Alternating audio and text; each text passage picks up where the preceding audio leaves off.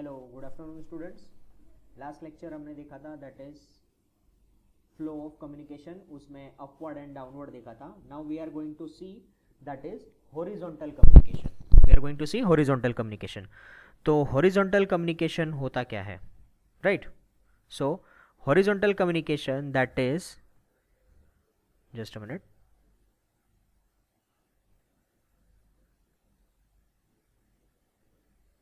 horizontal communication, this form of communication take place when among the peer group of hierarchy the equivalent employee, यानी same level के जब employ होते हैं एक department से दूसरे डिपार्टमेंट से, राइट, सब ऑर्डिनेट्स होते हैं, other department, team colleague, team management, team leader, right, such communication is often is necessary to facilitate the coordination, save time, bridge the communication gap and among the various departments. Generally this is the form of communication is informal and can bypass the formal hierarchical channel and the expedite the action. It means that कि ये type के आप जब भी communication करते हो, it means जब भी आप सेम लेवल के टीम कलीग के साथ बात करते हो एज वेल एज कोई दूसरे डिपार्टमेंट के जो कलीग होते हैं उनके साथ जो कम्युनिकेशन करते हो, that types of communication is called as horizontal communication, right? In this picture you can see this, the team colleagues as well as the other department, team management, team leader and even if the subordinate, this level of communication is called as horizontal communication. Here you can see in this picture, these are the famous president of all the states, all the countries, right? So this level of communication is called as horizontal communication.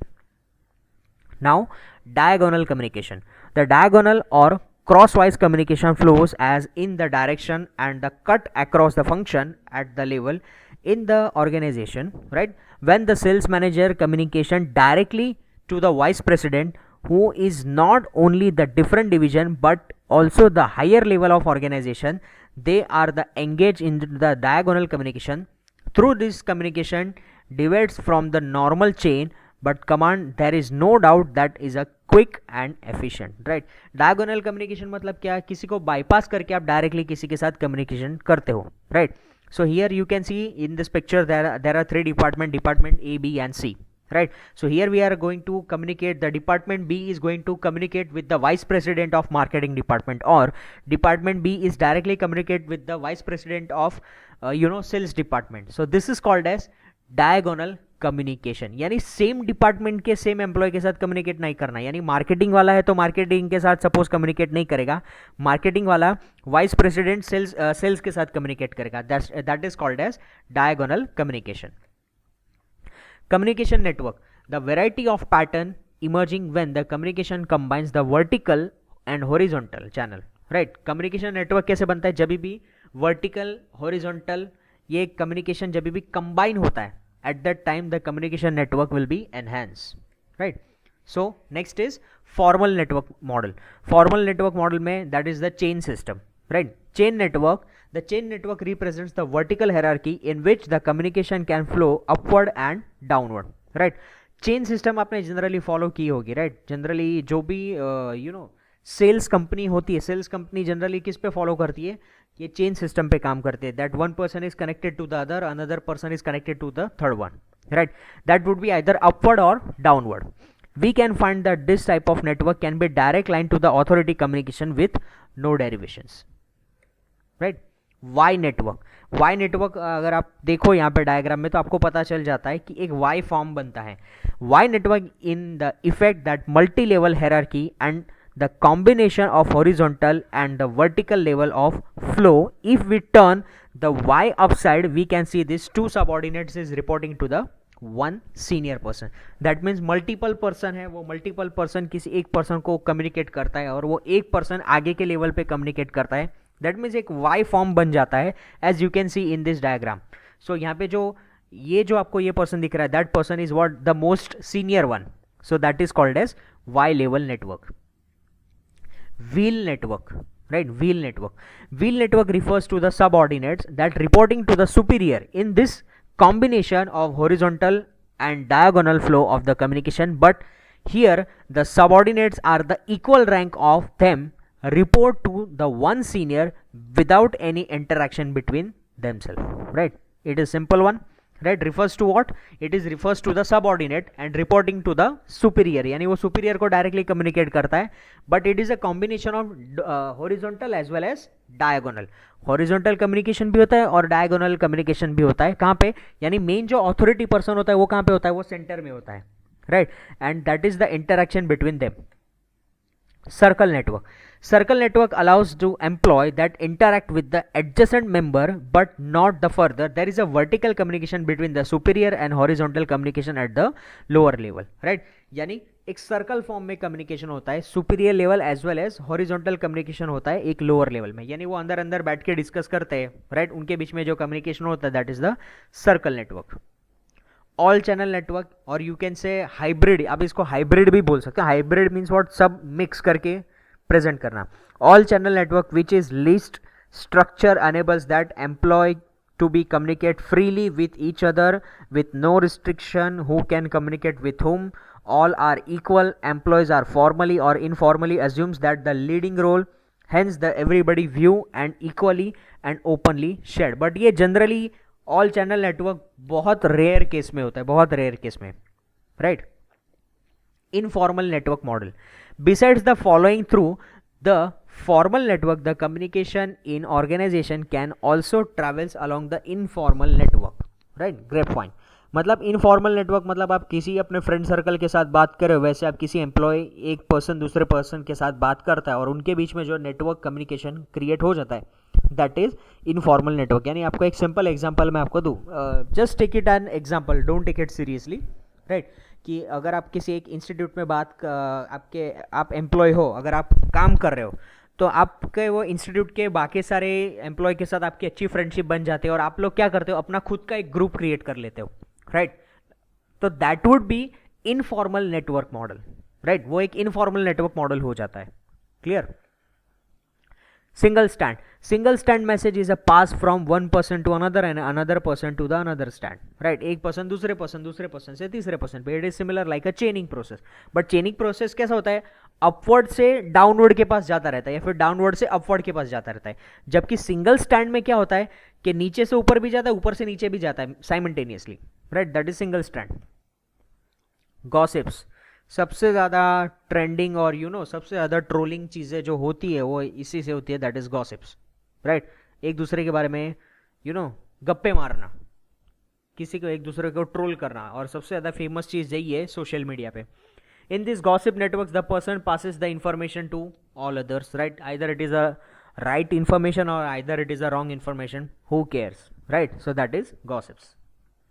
Probability network. The probability type of network tells that person a random. Probability type of network, each person tells a other person random. यानी कोई भी एक person किसी unknown person को randomly बताता है, that is the probability network. Getting? Random person को information provide करना, that is probability network. Cluster. Cluster network is a flow of information that is passed by the selected people to selected few others.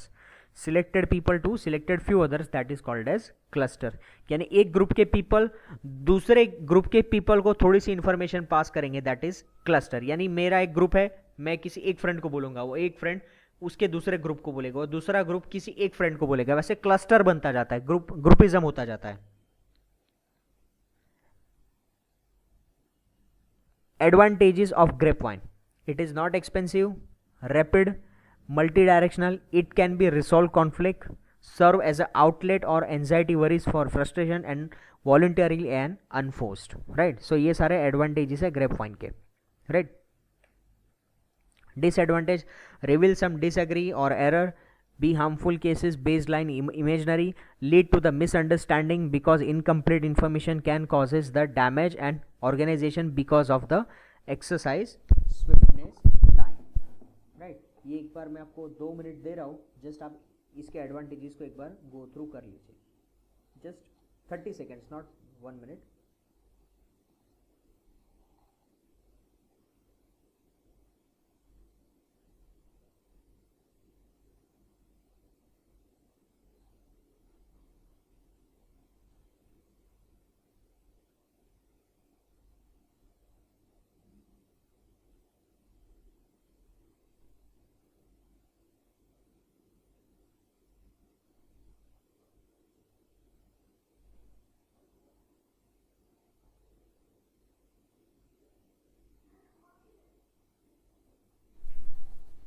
right? So here advantages of grapevine communication, that is not expensive. ये expensive नहीं. grapevine communication मतलब आप ऐसा समझो कि it is a one kind of pipeline. grapevine मतलब अंगूर का जो गुच्छा आपने देखा होगा, राइट? तो वो कैसे मल्टीपल पर्सन के साथ कनेक्टेड होता है. सो वो ज़्यादा एक्सपेंसिव नहीं है. किसी एक पर्सन को इन्फॉर्मेशन पास कर दो, ये सेट दूसरे नोड को पास कर दो, ये सेट तीसरे नोड को पास कर दो, and it will B pass on and on, right? Rapid होता है, मल्टी डायरेक्शनल होता है, इट कैन सॉल्व कॉन्फ्लिक्ट, यानी कॉन्फ्लिक्ट होता है वो भी इजीली सॉल्व हो जाता है. Voluntarily unforced. सिर्फ यहाँ पे क्या होता है, it can be harmful in cause baseless and imaginary, कि अगर बोलते हैं ना बिना हाथ पैर वाली बात अगर आपने कर दी तो it will be causes the harmfulness, right? Characteristics and general technical communication. General technical communication, that is general message, and technical communication, that is not that much important. Okay, importance of technical communication. Technical communication play a pivotal role in the organization, whether the business enterprise, an industry, academic institute, all the managerial or administrative activities involves the communication to be planning, organization, recruiting, coordinating and decision making. यानी technical communication सबसे ज़्यादा important role play करती है. Pivot role means सबसे ज़्यादा important role play करती है. कब?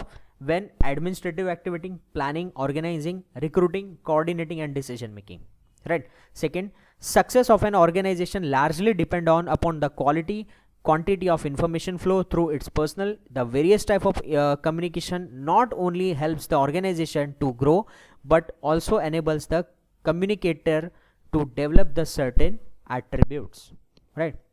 So this is technical communication. Technical communication can be divided into two parts, oral and written. Oral मतलब आप बोल के कुछ करते हो, written means in form of writing. It is not necessary that form of communication exists in an organization. However, the organization get organized because of its communication. It is impossible for organization to survive without the communication. Therefore, important cannot be ignored. यानी अगर आप एक organisation में हो तो communication is must. कुछ communication आप आ रहा है और आप उसको इग्नोर करो, that could be not acceptable, right? So this is it about the communication. ये पूरा एक कम्युनिकेशन चेन था, राइट? जनरल और टेक्निकल कम्युनिकेशन के बीच में characteristics. General communication general message होता है, technical communication technical message. General में इनफॉर्मल वे में हो सकता है और टेक्निकल जनरली फॉर्मल वे में होता है. फॉर्मल इनफॉर्मल मतलब आप एक समझो कि आप अपने फ्रेंड के साथ बात कर रहे हो तो वो क्या हुआ, इनफॉर्मल, राइट? समथिंग लाइक कि अगर आप अपने फ्रेंड के साथ बात करो तो आप उसको ज़्यादा इज्जत नहीं देते हो डेफिनेटली. और अगर आप अपने किसी एल्डर के साथ बात कर रहे हो, आप सर के साथ बात कर रहे हो, तो that should be formal, right? आप उनको रिस्पेक्ट देना पड़ता है, like respected sir, respected ma'am, like. Next, no set pattern for the communication. उसके लिए कोई फिक्स पैटर्न नहीं होती बात करने के लिए जनरल में, जबकि टेक्निकल में एक स्पेसिफिक पैटर्न होती है, right?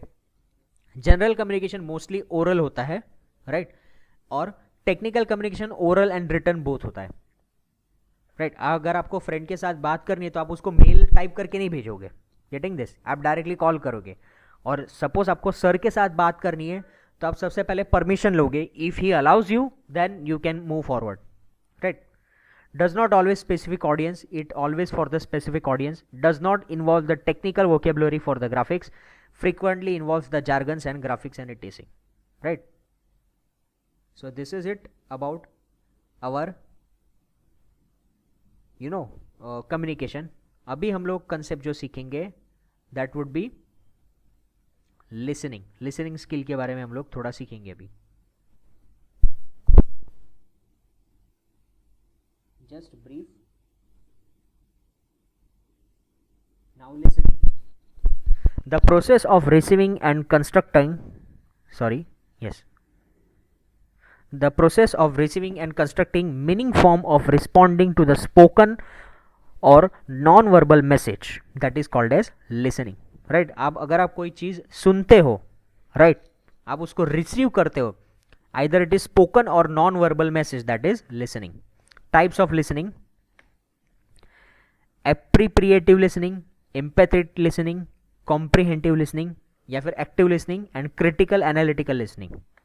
Appropriate listening, the listening for a pleasure, enjoyment as when we listen music, comedy routine और the entertainment speech, right? यानी हम लोग हमारी डेली लाइफ में कुछ एन्जॉयमेंट के लिए कुछ म्यूजिक सुनते हैं, गाना सुनते हैं, कॉमेडी वीडियोस देखते हैं, right? For entertainment purpose, that is called as appropriative listening, right?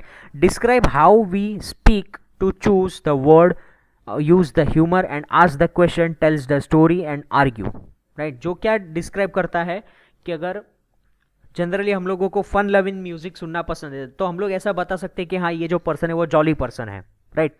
So describe how well speak, choose the words, कैसे हमको वर्ड सिलेक्ट करना है, कैसे हमारा सेंस ऑफ ह्यूमर होना चाहिए, tells the story and argue the पर्स्यूली.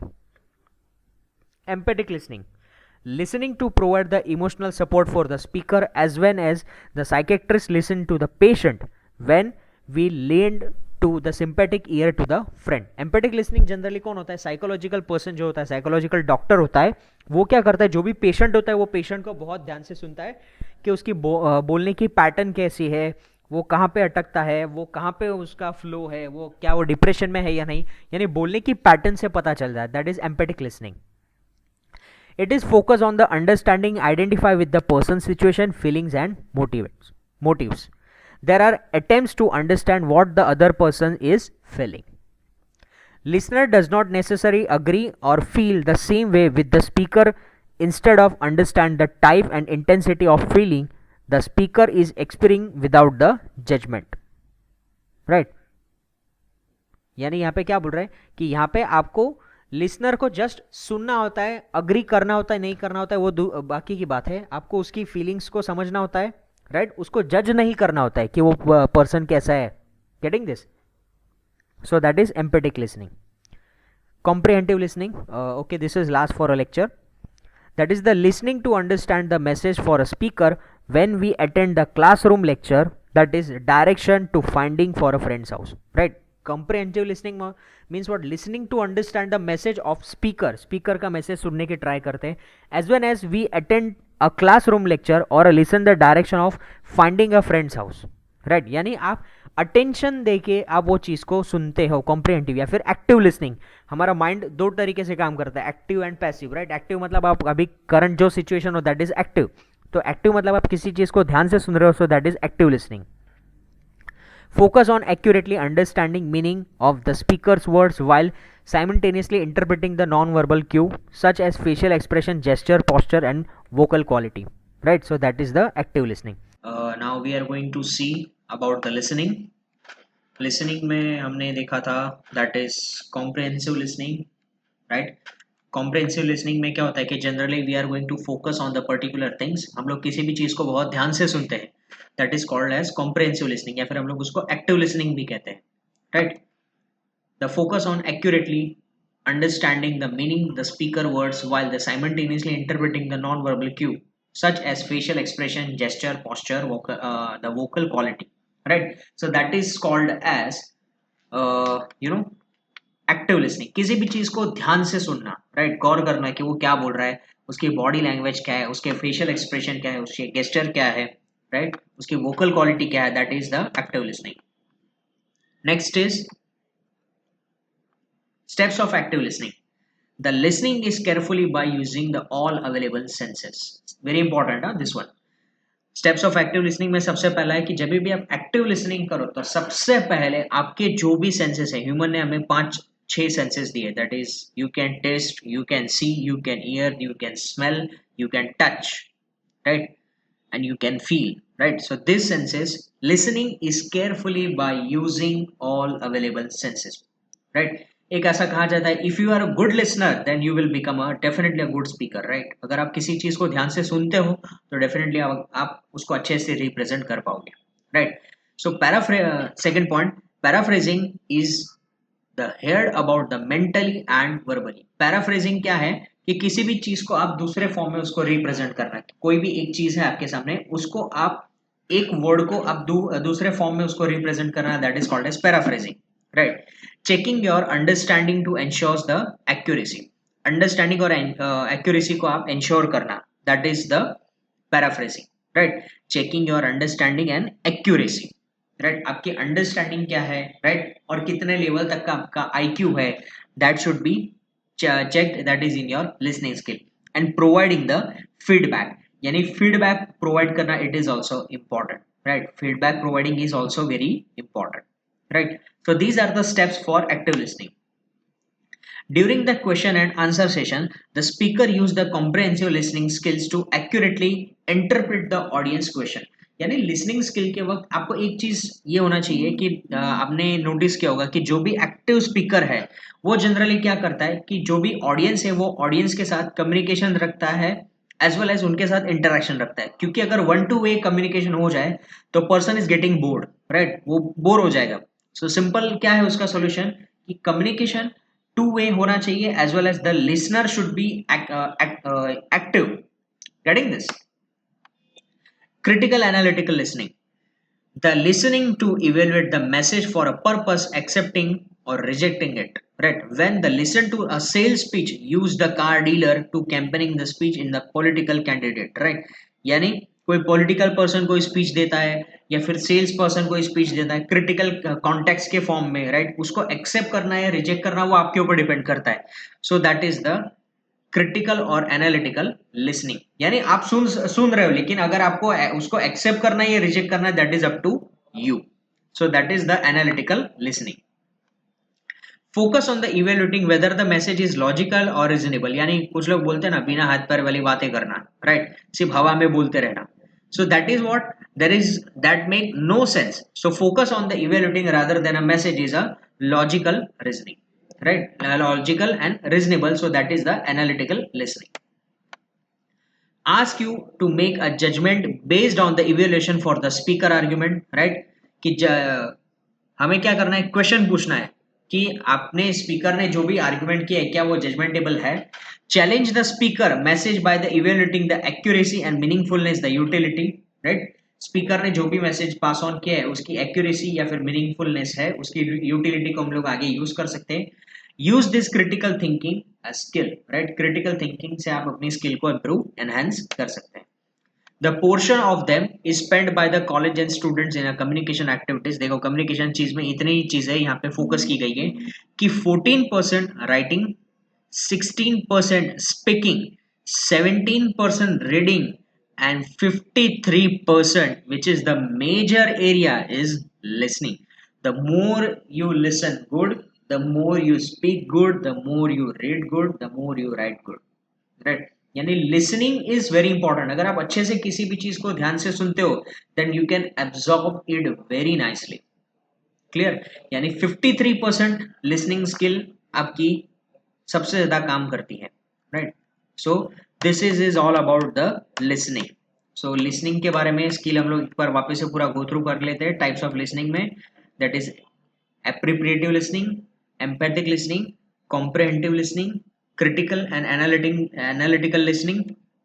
उसमें क्या लिसनिंग में pleasure enjoyment when we need to listen a music, comedy music जो हम लोग सुनते हैं that is appropriative listening. Describe how we speak to choose the words, humour, वो सारी चीजें आ जाती है. एम्पैथिक लिसनिंग में क्या आता है कि जो साइकोलॉजिकल पर्सन होता है वो किसी पर्सन को कंसर्न करके उसके बिहेवियर को आइडेंटिफाई करता है, right, and focus on the understanding and identify the person situation feelings and motivate, right. Comprehensive listening मतलब किसी भी चीज को ध्यान से सुनना, यानी आपसे कोई हायर अथॉरिटी वाला पर्सन आपके साथ बात कर रहा हो या फिर आपको कोई इंस्ट्रक्शन दे रहे हो, जैसे कि कोई एग्जाम की इंस्ट्रक्शन आपको मिल रही हो तो आप वो चीज को बहुत ध्यान से सुनते हो. सो that is what active listening, right. Focus on the accurately understanding the meaning of the speakers word. Active listening के स्टेप्स कौन से? Listening should be carefully by using the all available senses, paraphrasing what the heard of both mentally and verbally, checking your understanding to ensure the accurately and providing the feedback, right. So this is also important. During the questions, जब भी question answer section हो तो speaker क्या करता है, interactive session रखता है कि जिससे दोनों लेवल के लोग बात कर सके और इंटरप्रिटेशन हो सके ऑडियंस के साथ. और क्रिटिकल या फिर एनालिटिकल लिसनिंग क्या होता है कि जब भी कोई पॉलिटिकल लीडर बात करता है, राइट, वो बड़ी बड़ी बातें करता है लेकिन होता कुछ नहीं है, right. So that means what, वो चीजों को एक्सेप्ट करना या नहीं करना, राइट. आप सुन तो रहे हो लेकिन उसको एक्सेप्ट करना या नहीं करना, that is should be you. आप उसके ऊपर एक एनालिसिस बनाते हो कि हाँ ये पर्सन ने अब तक काम किया है सो इसके ऊपर ट्रस्ट किया जा सकता है, राइट.